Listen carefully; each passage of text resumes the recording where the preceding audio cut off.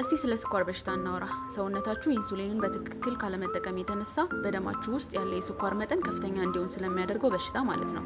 በዋነኝነት ታይፕ 1፣ ታይፕ 2 እና ጀስታሽናል በመባል ይታወቃሉ። ታይፕ 1 ኢንሱሊን ማምረት ሲያቅተው ሲሆን ሰውነታችን፣ ታይፕ 2 ደግሞ የተመረተው ኢንሱሊን ለሰውነት በቂ ሆኖ ሳይገኝ ሲቀር ነው። ጀስታሽናል ደግሞ በእርግዝና ጊዜ የሚፈጠር የስኳር በሽታ አይነት ነው ማለት ነው። ልኬቱ ከምግብ በፊት ለኖርማል ሰው ከ70 እስከ 100 ሲሆን ፕሪዲያቤቲክ ወይም ገና እየጀማመረው ላለ ሰው ከ101 እስከ 125 ነው። ዳያቤትስ ኦልሬዲ ለሆነ ሰው ደግሞ ከ125 በላይ ነው። ከምግብ በኋላ ያለው ልኬቱ ደግሞ ለኖርማል ሰው ከ70 እስከ 140 ሲሆን ገና እየጀማመረው ላለ ወይም ደግሞ ፕሪዲያቤቲክ ለሆነ ሰው ከ141 እስከ 200 ነው። ዳያቤት ለሆነ ደግሞ 200 እና ከዛ በላይ ነው። ምልክቶቹ ቶሎ ቶሎ መሽናት፣ ፍሪኩዌንት ዩሪኔሽን፣ ቶሎ ቶሎ መጠማት፣ ኤክሰሲቭ ተርስት ሊሆን ይችላል፣ የድካም ስሜት፣ የእይታ ብዥ ማለት እንዲሁም ደግሞ የቁስል ቶሎ አለመዳን ናቸው።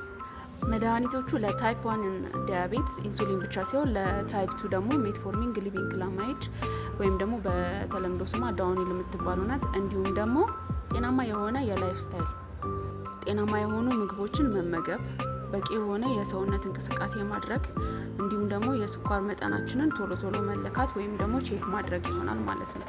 በቀጣይ እንድሰራላችሁ የምትፈልጉት ከመድኃኒቶቹም ቢሆን ስለሌላ አይነት ኬስ ንገሩኝ።